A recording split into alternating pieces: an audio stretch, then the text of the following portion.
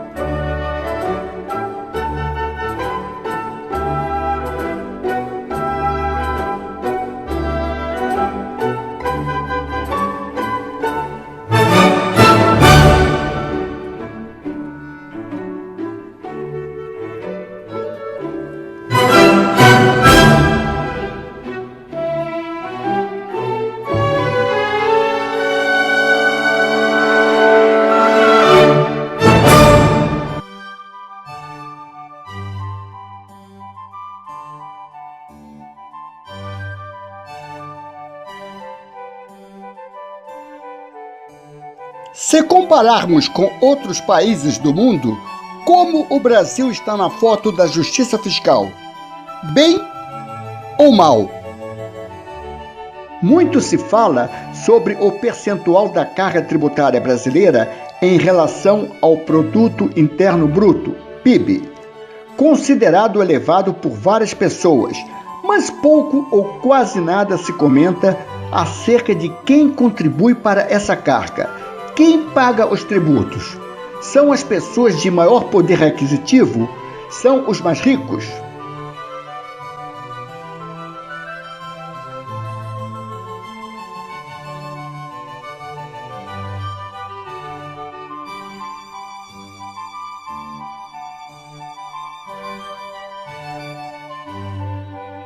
A nossa carga tributária é alta sobre o consumo e baixa sobre a renda e o patrimônio. Em muitos países ricos e capitalistas, a taxação sobre a riqueza é maior que a taxação sobre o consumo.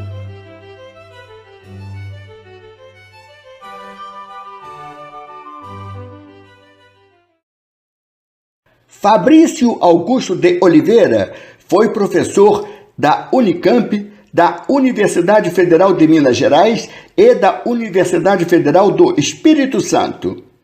Publicou vários livros e artigos sobre finanças públicas, economia brasileira e economia internacional. Luta por uma tributação mais justa. Bem, de acordo com o economista mais brilhante do século XX, John Maynard Keynes, o capitalismo padece de 3 grandes problemas congênitos. O primeiro se refere à incapacidade do sistema de gerar emprego para toda a população trabalhadora. O segundo diz respeito à sua capacidade de produzir e ampliar as desigualdades de renda no tempo entre as camadas da sociedade. E o terceiro diz respeito à instabilidade que é inerente ao sistema econômico. Dos três problemas, o que me parece o mais grave, mesmo porque ele explica em boa parte dos outros dois, é o que diz respeito à questão da desigualdade. É a desigualdade que enfraquece as possibilidades do crescimento econômico mais robusto, porque, de certa forma, reduz e muito a força da demanda efetiva, da demanda por bens da sociedade para o sistema econômico. E, por outro lado, a desigualdade que dá origem ao excesso ou ao crescimento monumental da riqueza financeira, dando origem às instabilidades. Só existem, na verdade, duas possibilidades de se resolver, ou se pelo menos mitigar a questão da desigualdade. O primeiro o primeiro caminho que, para poder se resolver isso, diz respeito à implementação de uma política de gastos regressivas pelo Estado, combinada, na verdade, com uma política de impostos progressivos que incida, sobre a renda e sobre o patrimônio. São esses os caminhos, inclusive, colocados por Keynes para poder permitir que o capitalismo se reproduza sem maiores problemas, ou pelo menos com menos crises no longo prazo. Quando nós falamos em impostos progressivos sobre o patrimônio e sobre a renda e uma política de gastos regressivo, nós estamos dizendo que, no caso dos impostos, quem deve pagar ou contribuir mais para o financiamento dos estados são os mais ricos. É uma coisa muito simples. Assim também como os impostos do patrimônio, Porque com isso, já na política tributária do financiamento do Estado, promove-se uma redistribuição da riqueza entre os membros da sociedade e fortalece o poder de compra das camadas de menor renda, injetando forças para a atividade econômica e, ao mesmo tempo, promovendo uma justiça fiscal. Não se trata, portanto, só de uma questão de justiça, mas também de uma razão econômica para dar forças ao próprio sistema econômico. Então, a política tributária, nesse sentido, ela cumpre um papel essencial para o bem do próprio sistema.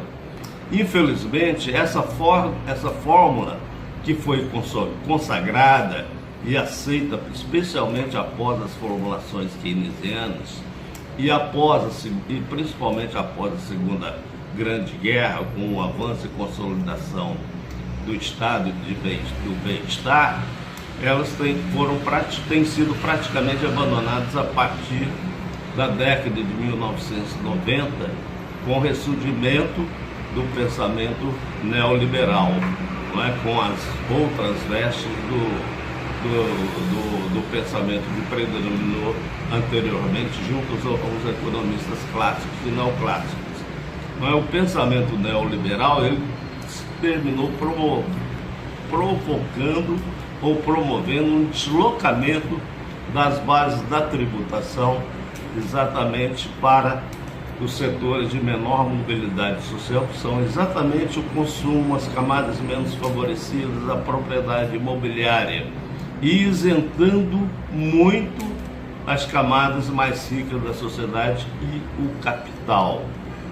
Isso tornou o sistema tributário um sistema um sistema que contribui muito fortemente para o aumento da concentração da renda e da riqueza. E é exatamente nessa questão que reside um dos pontos que tem provocado grandes crises e instabilidade do sistema capitalista. Por isso, para se reverter essa situação, é preciso retomar as ideias predominantes no período keynesiano e na construção do estado do bem-estar, que para que o sistema capitalista consiga não é se reproduzir no longo prazo, sem maiores tensões sociais, sem maiores crises e instabilidades econômicas, não é preciso recuperar essa política de se avançar no sentido de se voltar a se explorar ou dar maior força, na verdade, à exploração do imposto de renda e do imposto sobre patrimônios como mecanismos importantes para reduzir essas desigualdades e, com isso, dar forças ao sistema.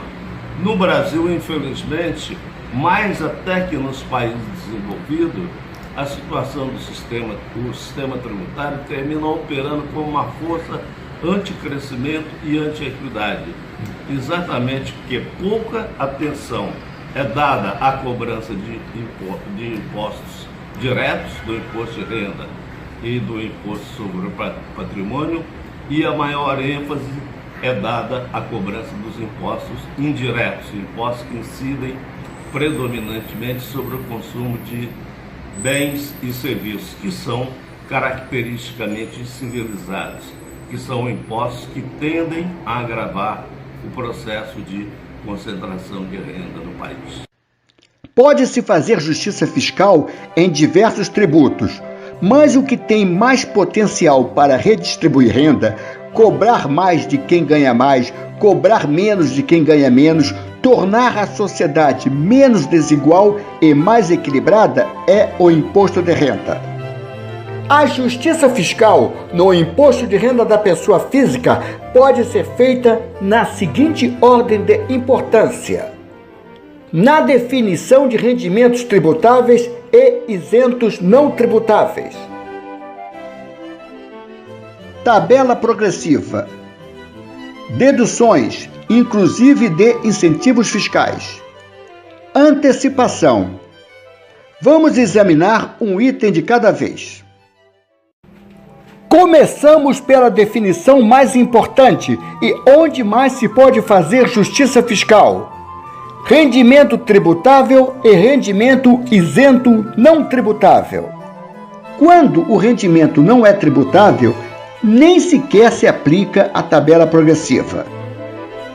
Souza Reis, que foi o primeiro diretor do imposto de renda e o principal responsável pelos dois primeiros regulamentos, os de 1924 e 1926, entendia que o rendimento devia ser tributável e só devia haver isenção em casos excepcionais. Não é o que se vê hoje. No exercício de 1967, por exemplo, não havia muitas isenções e a declaração não tinha quadro para rendimento isento e não tributável. A primeira declaração a ter quadro para rendimento isento e não tributável foi a do exercício de 1971. Mesmo assim, o contribuinte devia escrever a espécie de rendimento. Ao longo da história do imposto de renda no Brasil, tivemos rendimentos isentos polêmicos e contestados, porque foram considerados regalias tributárias. Vamos mostrar os mais questionados e controvertidos.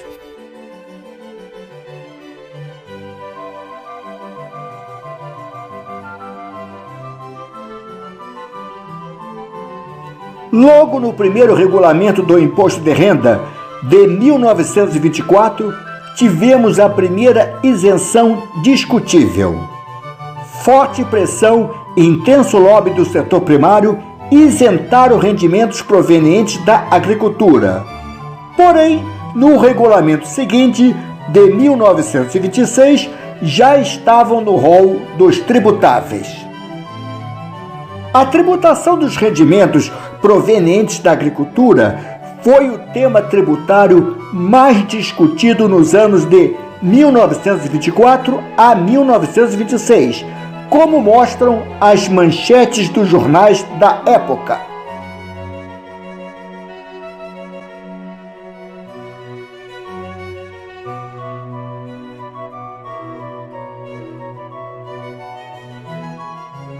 Outro rendimento não tributável, alvo de debate e contestação, foi a imunidade dos vencimentos recebidos pelos escritores, jornalistas e professores, prevista na Constituição de 1934.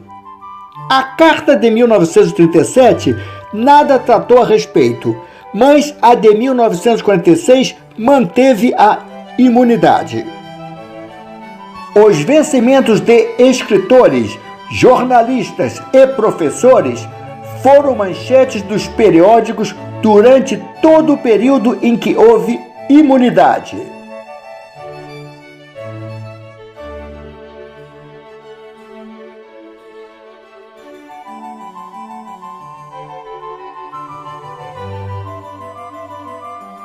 Foi revogada por meio da Emenda Constitucional número 9, de 1964.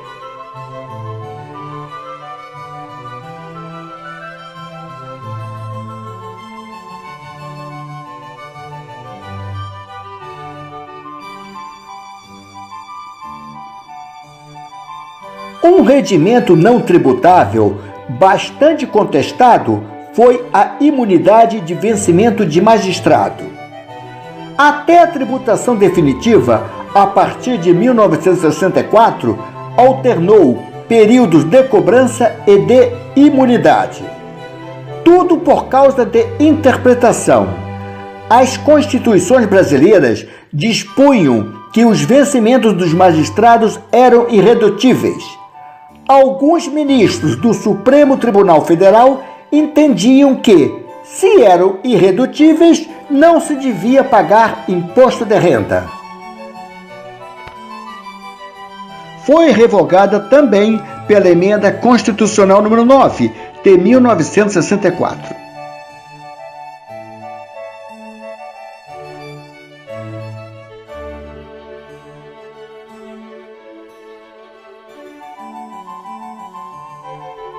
A Carta atual de 1988 exclui da irredutibilidade de subsídio dos magistrados o imposto de renda.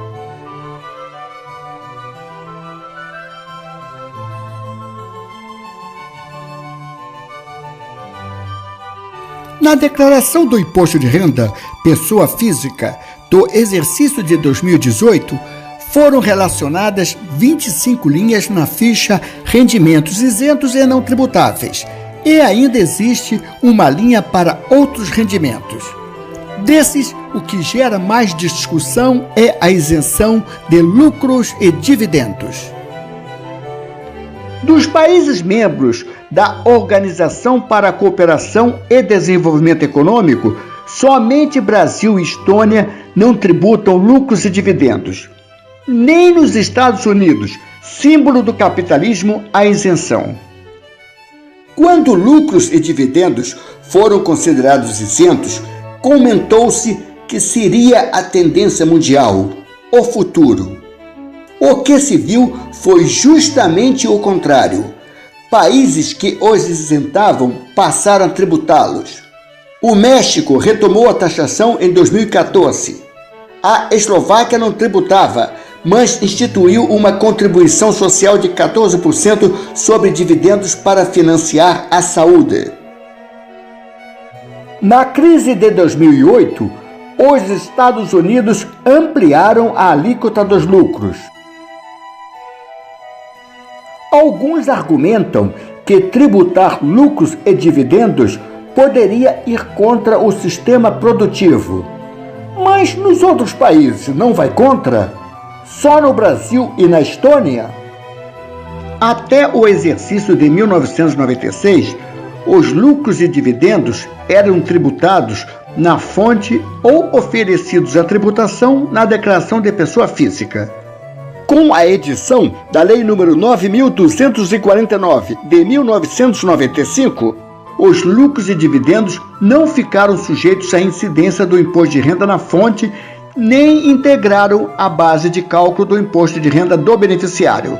São pagos na pessoa jurídica. No entanto, algumas questões são levantadas. As alíquotas na pessoa jurídica são iguais às da pessoa física? Não são.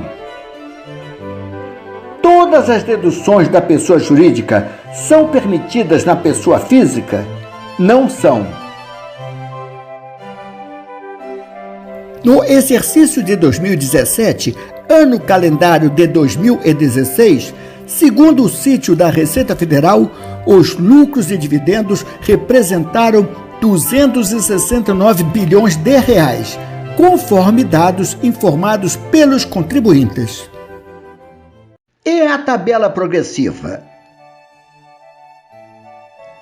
Entre os exercícios de 1963 e 1965, o Brasil conheceu a alíquota mais elevada de sua história, 65%. Em 2018, a maior alíquota na tabela do Imposto de Renda Pessoa Física atingiu 27,5%. Em 2018, a média mundial foi 31,50%. Portanto, o Brasil está abaixo da média mundial. A alíquota é aplicada sobre a base de cálculo, que é a diferença entre os rendimentos tributáveis e as deduções. No exercício de 2018, quem tinha uma base de cálculo de 7 salários mínimos se enquadrava na alíquota de 27,5%. E quem tinha uma base de cálculo de 7.000 salários mínimos também estava na alíquota de 27,5%. No exercício de 1948, quem tinha uma base de cálculo de 7 salários mínimos estava isento, e quem tinha uma base de cálculo de 7.000 salários mínimos estava na alíquota de 40%. No exercício de 1963, quem tinha uma base de cálculo de 7 salários mínimos estava isento, e quem tinha uma base de cálculo de 7.000 salários mínimos se enquadrava na alíquota de 65%. Este quadro fala por si. No entanto, é preciso ter cautela na criação de alíquotas mais elevadas, pois rendimentos isentos não seriam afetados. E há isenções que são verdadeiras regalias tributárias. Outro valor que, sob a ótica histórica, está baixo é a isenção. Se compararmos a isenção de 2018 com a de 1996, observamos uma defasagem de mais de 80%. O confronto da tabela progressiva de 2018 com as tabelas de décadas anteriores mostra que já houve mais justiça fiscal. Mas não é uma situação exclusivamente brasileira. Acontece em praticamente todos os países mais conhecidos. Em 2018, o país com maior alíquota na tabela progressiva foi Aruba, com 59%. Seguem Suécia, com 57,34%. Japão, com 55,95%. Dinamarca, com 55,85% e Áustria, com 55%. Na década de 1960, alguns países tinham alíquotas superiores a 90%. Porém, países como Bahamas, Bermudas, Ilhas Caimã, Kuwait, Arábia Saudita não cobram imposto de renda. Como se faz justiça fiscal na dedução? Em primeiro lugar, na definição do que pode ser deduzido e quem vai usufruir a dedução. É a classe média, são os que oferem maiores rendimentos ou ambos. Em segundo lugar, o valor permitido e se há limite legal. Se existe limite, é um percentual ou um valor fixo. Normalmente se faz menos justiça fiscal quando o limite é um percentual. Nesse caso, contribuintes com rendimentos maiores têm mais possibilidade de deduzir todas as despesas, ao passo que os de renda menor têm gastos maiores do que são permitidos deduzir. Vamos tomar como exemplo a despesa de instrução, que historicamente é a dedução mais contestada. Até o exercício de 1976, ano base de 1975, o limite de despesas com instrução era até 20% da renda bruta. A partir do exercício de 1977, ano base de 1976, o limite passou a ser um valor fixo. Aparentemente fez mais justiça fiscal. O problema é que o valor determinado foi baixo e ainda diminuiu com o passar dos anos. Inicialmente, o limite era 23% do valor da isenção. No exercício de 2018, foi 15% da isenção. No caso dos dependentes, o valor diminuiu paulatinamente com o passar dos anos. Em 1926, cada dependente permitia deduzir o equivalente a 50% da isenção, totalmente impensável para os dias de hoje. No exercício de 2018, o valor correspondeu a 10% da isenção. Todos os comentários sobre deduções se aplicam às despesas com incentivos fiscais, que começaram com o advento da Lei nº 4.357, de 1964.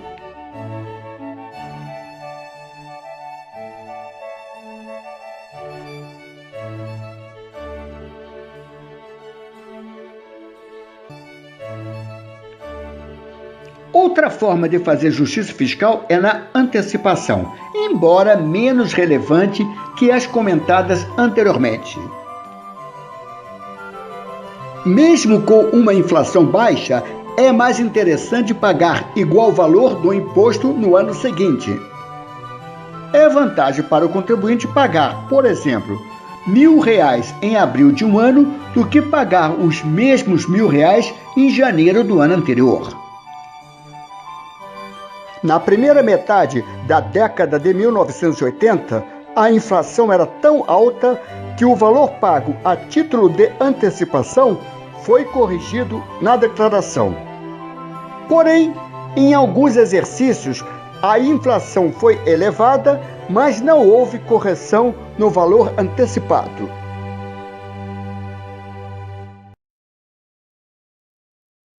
Maria Regina Paiva Duarte ingressou na Receita Federal há 24 anos no concurso para auditor fiscal. Faz parte da diretoria do Instituto de Justiça Fiscal e da presidência do Latindad. Tem trabalhos publicados sobre a necessidade e a importância de uma tributação justa e equilibrada. Bom, falar sobre justiça fiscal sem falar sobre o imposto de renda não é possível. Porque o imposto de renda é o imposto, daqueles que a gente pode mais estabelecer uma progressividade. E por que a gente quer um sistema progressivo? Porque um sistema progressivo é mais justo, ou seja, eu vou cobrar mais de quem pode mais e vou cobrar menos de quem pode menos. No Brasil, nós temos um sistema tributário bastante regressivo. Não só se tratando, até o imposto de renda, nós podemos dizer que é um dos menos regressivos ou talvez o mais progressivo que a gente possa ter no sistema tributário brasileiro. Mas nós temos vários problemas, várias lacunas. Nós temos, por exemplo, o imposto sobre grandes fortunas, que até hoje não foi regulamentado. Nós temos pessoas físicas que estão fugindo da tributação na pessoa física, adotando pessoas jurídicas ou se transformando em pessoas jurídicas, de modo que elas vão pagar menos imposto de renda. Enfim, nós temos todo um caminho ainda para trilhar. O que a gente percebe? Que muitas vezes as pessoas não estão nem sabendo o que está acontecendo. Então, por isso, esse filme é uma coisa maravilhosa, porque vai poder mostrar para as pessoas como é que funciona a tributação do imposto de renda. Do ponto de vista dos movimentos sociais, eu faço um trabalho voluntário juntamente com muitas companheiras e companheiros no Instituto Justiça Fiscal, que é uma organização da sociedade civil que está preocupada com essa questão da justiça fiscal para que a gente possa ter um país melhor. E no Instituto Justiça Fiscal nós também fazemos parte de uma outra organização latino-americana que se chama Latindad, da qual atualmente eu sou co-presidenta. É uma rede latino-americana sobre dívida, direitos e desenvolvimento. E dentro dessa organização chamada Latindá, também nós fazemos parte de uma rede latino-americana e que está preocupada com a questão da justiça fiscal na América Latina e no Caribe. Quais são os atores que podem fazer com que haja mais ou menos justiça fiscal?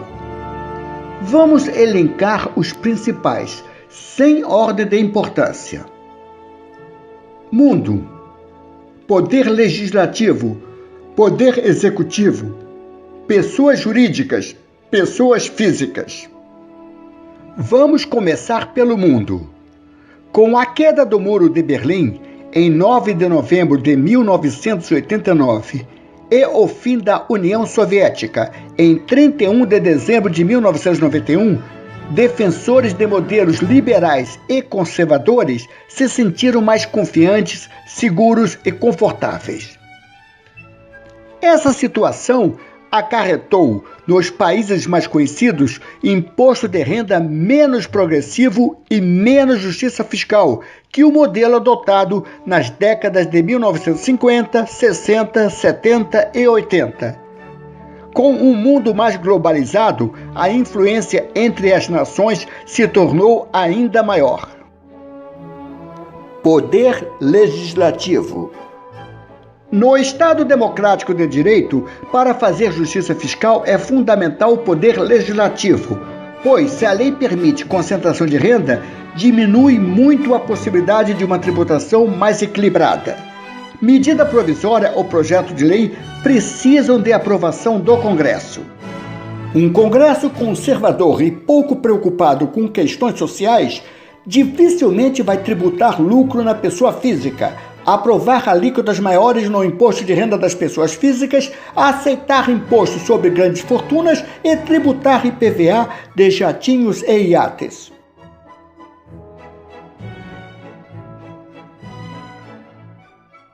Outro ator importante é o poder executivo. Alguns chegam até a pensar que é o único responsável pelo modelo tributário, mas não é, principalmente numa democracia com um Congresso independente.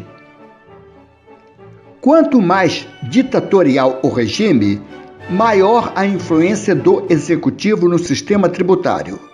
Por exemplo, durante o Estado Novo, regime de exceção, que vigorou de 10 de novembro de 1937 a 29 de outubro de 1945, o Congresso foi fechado. O Estado Novo foi o período da história em que o Poder Executivo mais interferiu no modelo de imposto de renda. Este gráfico de linha mostra a participação do imposto de renda, do imposto de consumo, que em 1965 se transformaria no IPI, e do imposto de importação nos anos de 1937 a 1945. O imposto de renda tem a cor vermelha, o imposto de consumo a azul e o imposto de importação a verde. Com a crise mundial, que culminou com a Segunda Guerra a partir de 1º de setembro de 1939, o comércio exterior diminuiu e, consequentemente, reduziu a receita do imposto de importação, que até 1939 foi o primeiro em arrecadação. Para compensar a perda, o governo tomou várias medidas a fim de aumentar a arrecadação do imposto de renda. Repare o que aconteceu com a receita do imposto de renda na cor vermelha.